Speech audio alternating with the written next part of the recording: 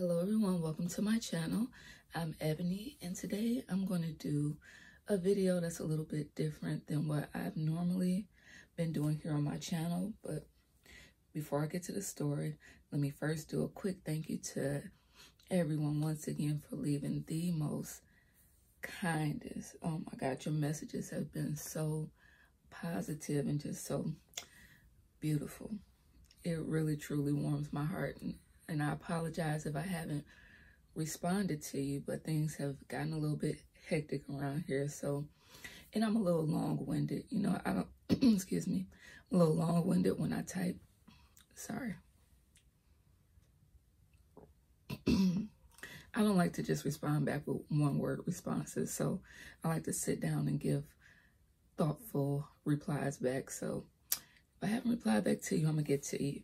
And thank you to everyone who sent me suggestions for what to use with my hair. I have a bunch of things down here. Actually, my room is a mess because I'm trying to redo my room. And I took a lot of you guys' suggestions and went out and bought some items. So, yeah, so I'll be doing probably a haul and showing you guys what I bought and how I used it and all that good stuff. But haven't had a chance to do my hair. As you can see, my hair is like a frizzy mess. Anyway, I'm getting off the subject. All right, so this video I've been trying to do actually for years because it's I guess a situation that shaped my life. You know, it was a pretty significant part of my life, you know. And I guess me sitting here on the camera, you can't really tell what I went through and what I'm going through still currently. And so yeah, I just thought I'd share it with you. Hopefully can be an inspiration, maybe, perhaps, I don't know. Yeah, so I'm trying to think. I don't know what I'm gonna title this, but okay. So here we go. Back in, okay.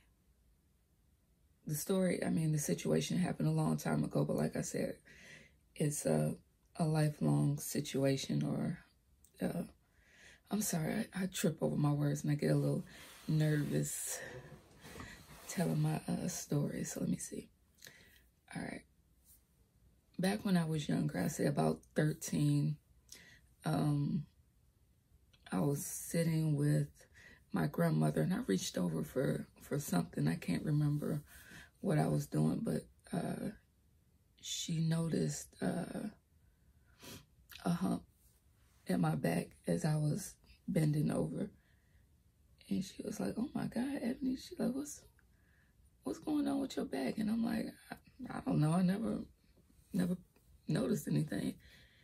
And so she's like, "Oh my God, we need to go to the doctor to get that checked out." And so my mom and dad made an appointment, and lo and behold, turns out I had scoliosis. And yep, I had scoliosis. Well, we found out I had scoliosis, and the curve in my spine was so severe that he immediately put me on the list for surgery.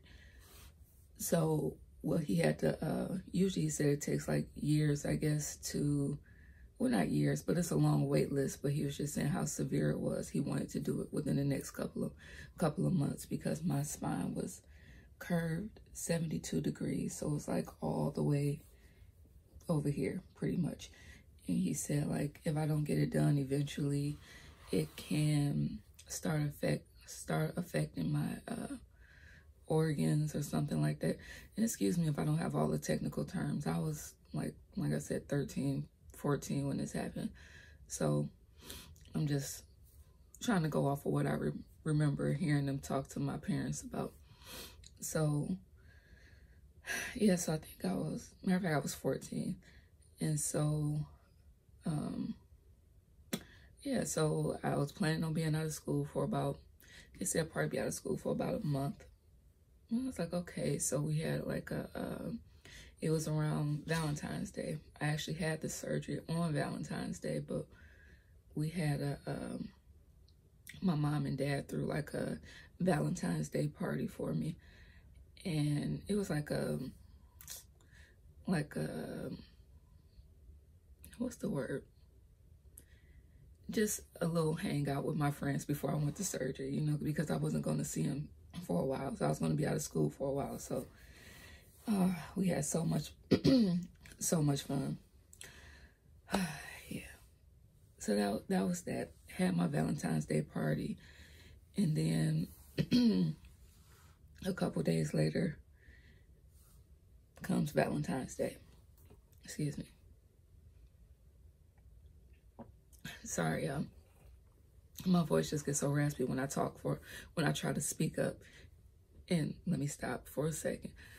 I know I have a low voice and I'm trying to speak up, but every time I try to speak up, my voice just starts cracking and doing some crazy things. So I'm trying to figure out how to hook up the microphone to my laptop so you guys can hear me a little better, you know? All right, so anyway, so back to the story. So Valentine's Day roll around, the day of the surgery, and oh, let me just say, before I had the surgery, I had to do like a thing where I would get blood drawn, and like I think they took out like 4 pints of blood, I believe. So in case I lost any blood during the surgery, they could just put my own blood back into me, you know, if that makes sense. And so some of the times when they would do the, I'm so sorry, y'all, with all of the ums, but when they would go to get the blood from me, my iron was low quite a few times when I would go. And so I had to take iron pills and all of that stuff. So I took iron pills, and yeah, I had to take that leading up to the surgery. And so my iron, they say, got up enough to do the surgery, right? So, okay, once again, Valentine's Day get here. Wake up early in the morning, 6 o'clock in the morning, going in, prepping for surgery. Walked into the place. I remember walking down this long hallway, just looking out the window, just like, okay, kind of scared, but what can we do, you know? So go in for surgery, and next thing I know, I wake up from the surgery, and I can't feel anything. The only thing I can do is move my neck. I didn't know what was going on because I'm still under the, I can move my arms too, but my body was sore because I just had the surgery. So moving my arms a little bit, and I had tubes down my throat. And so I hear everybody talking, but I'm just so out of it that I'm still not knowing what's going on. And so I remember them giving me a, what is it? A writing pad, a clipboard and a pen, and they asked, you know, are you okay with, you know, what you feeling? And I remember writing on the clipboard, I said, where's Tamika, which is my sister? And they're like, she's not here. And I'm like, okay. And I'm asking what's going on. And I don't remember how they broke it to me, but I just remember them asking me to try to move my legs. And I couldn't move anything. And I'm still not understanding what's going on. Next thing I know, I get to like the waiting room, and, well, not the way, I'm sorry, the recovery room. And I'm just so out of it. And that's when they told me that, I guess my hemoglobin dropped while they were doing the surgery. And so I guess my iron became low or something. They said it wasn't enough oxygen getting into my blood as they were doing the surgery, which caused them to, it wasn't enough oxygen getting into the blood, which caused me to be paralyzed from the waist down. I think that's how it went. One of these days, I have a whole stack of medical records in my room back there. It just kind of hurts sometimes just reading through that stuff. So I think one day I may just go through it and find out exactly what, you know, step by step, play by play, what happened. But yeah, that's what I know. So they said the oxygen wasn't getting into my blood. They weren't able to successfully complete the surgery. So they got it down from 72 degrees. My spine, the curve was like this. So they said they got it down from 72 to about 35, I believe, and before they had to stop. So I still kind of have a hump right here in my spine. I don't know if you can't really see it, but it's noticeable if I, you know, kind of bend over. But and I have the Harrington rod placed in my spine. So yeah, so that was that. My whole life just came to a halt, pretty much. And so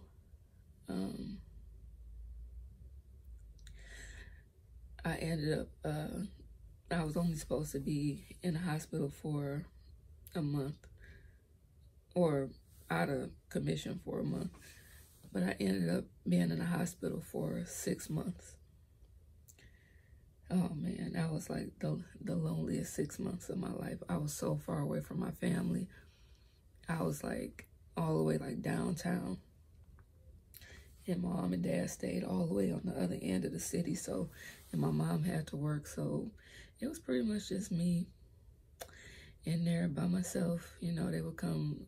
Eventually I got to go home on the weekends. But once Sunday came, I had to go right back to the hospital. And it was a long, long, long road to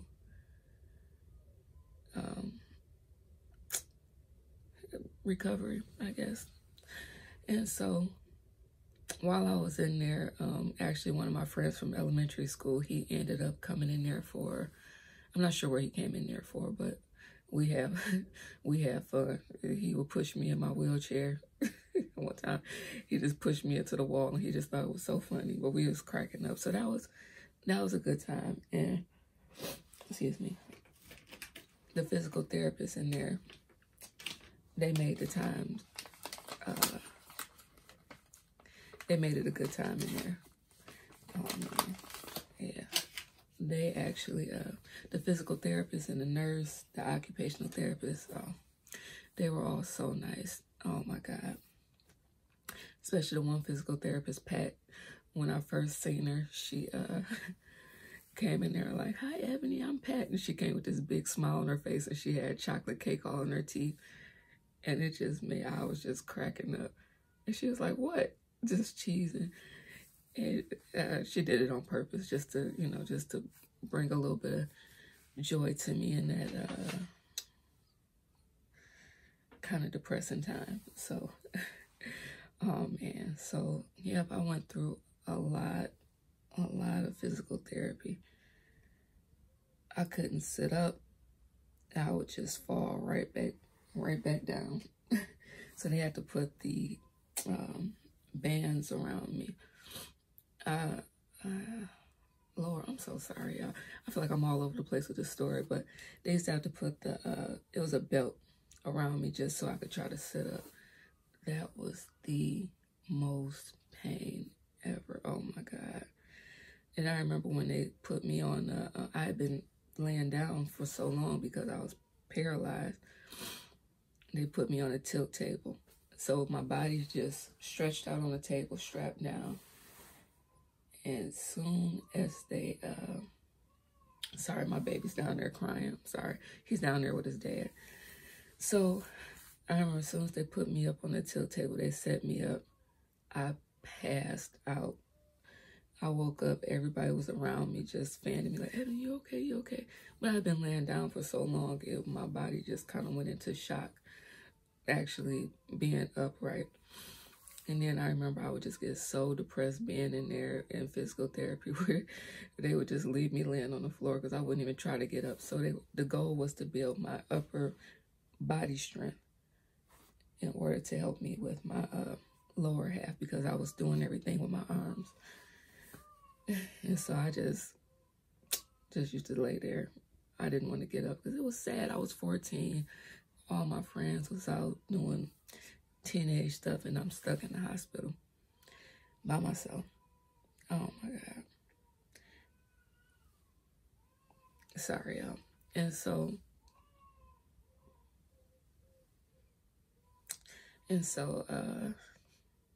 then I remember one time the physical therapist, she was saying, what's that song? We fall down, but we get up. Oh my gosh, she used to work my nerves singing that song. Because I would just get on the floor, but I would never get up. I just wanted to just lay there and just not do anything. And then the most depressing part of the situation, which is why I have like these doctors. Oh my God. So I'm sitting there one day, right? I'm in the cafeteria, just sitting in there watching TV. And I remember I'm eating a bowl of SpaghettiOs. A doctor, he wasn't the doctor that did my surgery, but he was the doctor that was like overseeing me while I was in this hospital. I had my surgery at one hospital, but then I was doing inpatient therapy at the children's hospital. And so I'm sitting there just watching TV, eating a bowl of SpaghettiOs. This doctor walks in with his, about 3 or 4 of his residents, student doctors. And he just like, okay, so Ebony, how you feeling? I'm like, I'm okay. And so he was like, so we just going over our records here. And you know, it's just not, things just not looking too good. And his words verbatim was, it's looking like you're probably going to be paralyzed for quite some time, maybe for the rest of your life. And it's really nothing we can do about it. It's nothing we can do, nothing your dad can do, because my dad was always up there. Well, not always, let me take that back. He was more active coming up there than my mom because my mom was always at work. And so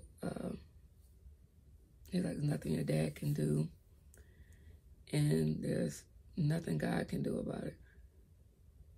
I'm looking like, he like, yep, so that's probably it. It's not really too much more we can do. I'm like, why you have to throw God into it? Now, I'm not a super religious person, but it's like, I felt like he was trying to just like tear me down. I don't know, tear me down, make me sad or something. And they just standing there, the students just standing there. They not saying nothing. And I'm just like, lost my appetite. I was like, wow. I'm 14 at the time. That's what he said to me. And then he just like, so we just wanted to come here and tell you that. And he walked out and just left me sitting there. Just sitting there. And I remember just, not tear up. I remember just cleaning up my mess and just rolling myself back to my room and just sitting there like, this is like the worst time of my life. Oh my God, it was just sad. Like, why would you say that to a kid, you know? Maybe he could have said that. He shouldn't have said it at all, but like maybe he said it to my mom or my dad or something, you know, and had them deliver the news to me. But anyway, so he said that, and I was like, okay, whatever. So then maybe about a week later, and I'm gonna try to speed this story up because I don't want it to be too long. So then maybe about a week later, the doctor who did my surgery came in, and he had this little instrument that he would, it would vibrate, and he would run it down my legs. And then he just asked, could I feel it? And I'm like, no, I can't feel it. And so he told me just to close my eyes and imagine me wiggling my feet. And so I closed my eyes and I just wiggled my feet. In my brain, I had to use my brain to send the signals down to my legs and my feet. And wouldn't you know, my left big toe started to wiggle. Oh my God, my dad was there. The doctor, he's like, oh my God, he's like, your toe moved. And I opened up my eyes. I'm like, oh my God. It moved. It was just a little, but it was a small little movement, but it was just a sign that things could possibly come back. That made me so happy. Just my little ugly big toe just moving. Just, oh my God, just made us so happy. Oh my God. And things just started to get better. I was able to start to eat a little bit, because the whole time I was in there, my stomach, things just started to look up. I think that doctor coming in there and spreading his evil on me, you know, made things turn around. So anyway, I was able to eat. I ate, well, of course, hold on, let me back up. All this is at the same time. Right when I was eating right when I was eating the SpaghettiOs, I was able to eat first. So I'm like, hold on, let me make sure I'm telling the story in the right sequence. I was able to eat the SpaghettiOs, or try to, but right before that, I ate I took a bite of a turkey sandwich. And so my mom, that was the first accomplishment. I was able to eat first. Then, when my toes started moving, that was the second one. So, okay. Sorry, I didn't want to get confused. I'd be like, okay, but you said that you... No, I had to order wrong, because first I was just eating, I was surviving off of popsicles. So, yeah, so that was that. And then my left leg started to eventually gain some movement. Not a lot, but enough to where they could, they put leg braces. Then I was able to stand up. Now, I don't know the order or exactly how everything happened, but I just know eventually I was able to stand up on the parallel bars using, of course, I had a lot of equipment going on, like a whole lot. I had oh my God, I'm sorry for the way I'm telling this story. It happened so long ago, so I'm just trying to recall everything as it's coming to me. About 2 weeks later, my right leg started to come around. I'm still not able, at this point, I'm still not able to walk, but I'm able to stand with the assistance of leg braces. I forgot what they're called, but they went from my foot up to my thighs. And yeah, I would get on the parallel bars. Just a little bit of movement kind of gave me hope. It gave me hope. It made me feel like, okay, them doctors didn't know what they were talking about, you know, and they definitely don't have the last say so. So don't always listen to these doctors. Yep. And so eventually everything started to come around. 6 months later, I was discharged from the hospital. And yeah, but I still was an outpatient. So they had my room set up. I was finally able to go home. Oh my God, I was so happy to be home. But then more work started, you know.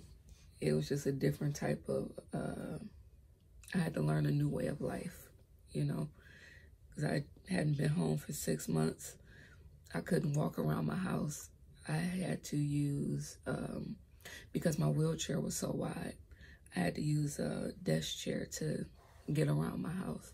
So I would, I guess that is the point of occupational therapy, to help you find, let me see how long this story is. Okay. Occupational therapy to help you find different ways to work with your disability, to do everyday things. So actually the desk chair was my mom's idea. So I had to use a desk chair to get around the house. Whenever I would go up and down the stairs, I had to use my arms. I would have to get on the floor, transfer to the floor, and use my arms to go up and down the stairs. And then, then I remember one day I felt like, okay, I'm about to get up and I'm about to vacuum my floor. And I got up, I held on to my walker and I vacuumed the floor, and I'm like, look, it was either mom or dad. I can't remember which one it was. I was like, look, I'm vacuuming. They was like, oh my God, we're so happy. They were so happy that I got up and I vacuumed. But then I was like, right after I got up and vacuumed, it seemed like things changed then, because they're like, okay, she can vacuum, so no more laying around being lazy. And so they would make me get up and do things like actually clean up my own room, and my feelings was hurt. Like, y'all actually gonna make me clean up after myself? They like, yeah, no excuses. So my feelings was hurt for a minute. I was kind of offended. Like, I'm handicapped, y'all really gonna make me do this? My feelings was hurt, but I understand why they did it. Don't lay around feeling sorry for yourself. It's the lesson they were trying to teach me. Get up and get things done. So, and that's what I did. So let me fast forward through this story.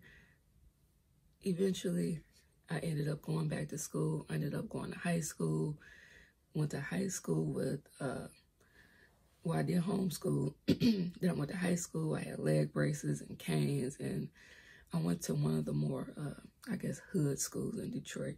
And I was a little nervous thinking that they weren't going to accept me, but people were, excuse me,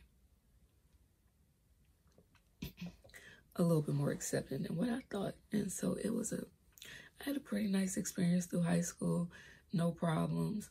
People will try to use me as an excuse to be late for class. Like, I was walking Ebony to class. Like, no, you wasn't. But it was fun.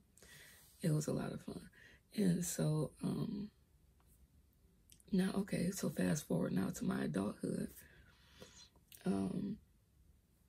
Let's see. My legs, I still have weakness in my legs. I don't use I don't have the leg braces anymore. Those eventually came off. But when I did have them and I was able to get up on my feet, I went to school. I went to work. I got jobs with the leg braces and the cane. I tried to live my life as normal as possible. And so, yeah, I could have laid back and just sat back and did nothing, but that wasn't good for my mind, you know, for my mental, just sitting there and doing nothing. So yeah, I got a bunch of jobs. So, well, not a bunch, a nice handful, and I was dedicated to them, you know, up until I had my baby.